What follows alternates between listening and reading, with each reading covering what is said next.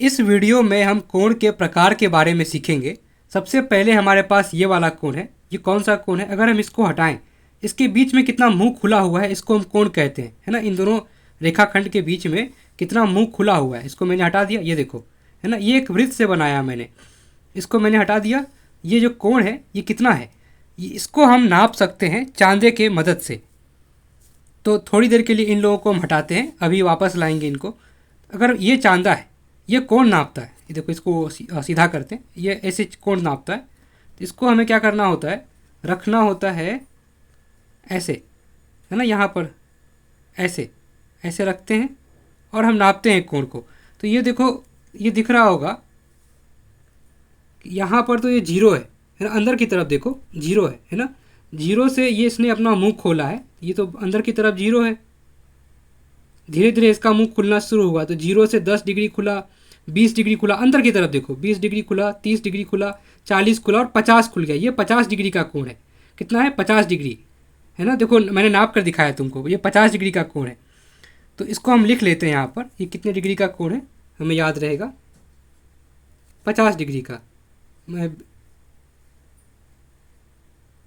ठीक है, ये 50 डिग्री का कोण हुआ। तो ऐसा कोण जो कि 90 डिग्री से कम हो, ये 90 डिग्री से कम है, 50 तो 90 से छोटा होता है, सब जानते हैं।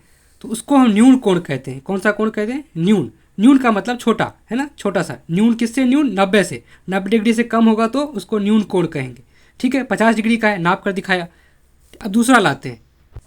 तो अब ये देखो, ये वाला जो कोण है, इसके बीच में कितना मुंह खुला हुआ है, अब ये हमें चेक करना है। तो फिर से हम शुरू हो गए, इसको देखा हमने, इसको हटाया, ये जो कोण बना लिया हमने। अब ये कोण कितना होगा, ये हमें कौन बताएगा? ये चांदा। इसको अंग्रेजी में प्रोट्रैक्टर कहते हैं, हिंदी में चांद या चांदा कहते हैं। ठीक है, ये क्या करता है? कोण नापता है। इसको भी हटा लेते हैं थोड़ा।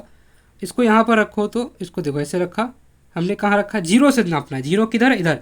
इधर नहीं देखेंगे क्योंकि इधर तो लाइन ही नहीं है, रेखा तो इस तरफ है, दाएं तरफ है। दाएं पे जीरो देखो कहाँ है, यहाँ। तो जीरो से इसने मुंह खोलना शुरू किया, 10 20 ऐसे खोलते खोलते कहाँ तक पहुँचा? 90 पे, लगभग 90 है ये। तुम देखो तो 90 डिग्री, ऐसे देखो 90 डिग्री दिख रहा है ना, 90 तुमको दिख रहा है, 90 डिग्री है, ये बिल्कुल 90 है। तो इसको हम लिख लेते हैं, ये 90 लिख दिया मैंने, है ना। तो अगर कोण 90 डिग्री का हो जाए तो उसको हम कहते हैं समकोण। ये समकोण हो गया अपना। ठीक है, और लाते हैं। अब तीसरा देखो, तीसरा क्या है? तीसरा देखो ये वाला। अब इसका कोण कितना है? तो फिर से हम वही करेंगे, ये हरा कर दिया मैंने, इसको हरा वाला लिया है, थोड़ा अच्छा लगेगा। तो ये देखो, ये कोण अपने को नापना है, ये कोण कितना होगा। तो फिर से चांदा लाएंगे, इसको हटाया और चांदे से इसको नाप लिया। तो चलो इस सबको हटने दो, थोड़ा सा ऐसे रख के हम नाप लेंगे। तो इसको देखो, यहाँ पर ये जीरो है और जीरो से ये कहाँ गया? वो देखो 90 तो यहाँ पर है, 90 से ज़्यादा चला गया, आगे चला गया, 90 से 130 हो गया ये। देखो तो अंदर में कितना लिखा है? 130। तो 130 डिग्री, 130 डिग्री चला गया ये। तो इसको लिख लेते हैं, ये लिख दिया मैंने। अब इसको सही कर लेते, सबको सजा लेते हैं वापस से। देखो, ये वाला 90 डिग्री से अधिक है, इसीलिए इसको कहते हैं अधिक कोण। इसका नाम है अधिक कोण क्योंकि 90 डिग्री से अधिक है। ये 90 से कम था, न्यून कोण। ये 90 है, समकोण। सम का ये समकोण हो गया 90 डिग्री, बिल्कुल बिल्कुल। 90 से ज़्यादा चला गया, अधिक कोण।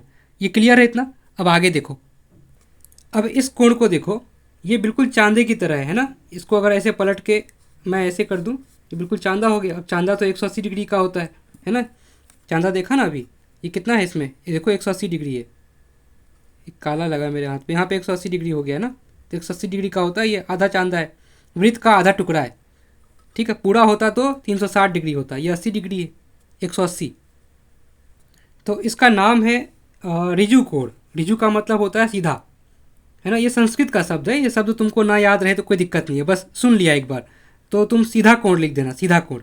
ये सीधा है बिल्कुल। इसको रिजु संस्कृत का शब्द है, बहुत पुराना शब्द है, तो रिजु कोण कहते हैं इसको। अब ये देखो, ये 180 से ज़्यादा चला गया, तुमको दिख रहा है? ये जो है 180 से ज़्यादा चला गया, है ना। ये ज़्यादा हो गया 180 से। अब कितना है वो चांदे से नाप कर हम बता सकते हैं, लेकिन इसका नाम क्या होता है? अगर 180 से ज़्यादा चला गया तो फिर से एक शब्द है बहुत पुराना, वृहत कोण। इसका दूसरा नाम भी है, दूसरा नाम होता है प्रतिवर्ती। मैंने नाप दिया है इसको, ये 240 डिग्री है, 240 डिग्री। इसको कहते हैं वृहत प्रतिवर्ती कोण या फिर वृहत कोण, नाम है इसका। नाम से डरने की जरूरत नहीं है, ना याद रहे कोई दिक्कत नहीं, पता होना चाहिए कि कोण हो सकता है जो कि 180 से अधिक हो, है ना। उसको कहते हैं प्रतिवर्ती या फिर वृहद कोण। ठीक है, अब जैसे देखो ये आखिरी कोण बचा हुआ है, इसको हम पढ़ते हैं। जैसे ये पूरा पूरा 360 हो जाए, ये इतना तो 180 हुआ, ये अभी हमने सीखा यहाँ पर 180 है ना, सीधा रिजु कोण। नीचे से भी 180 अगर हो जाए ऐसे, अगर ऊपर से 180 नीचे से 180, अगर पूरा पूरा कोण ले लो पूरा, तो ये पूरा संपूर्ण हो गया, संपूर्ण कोण।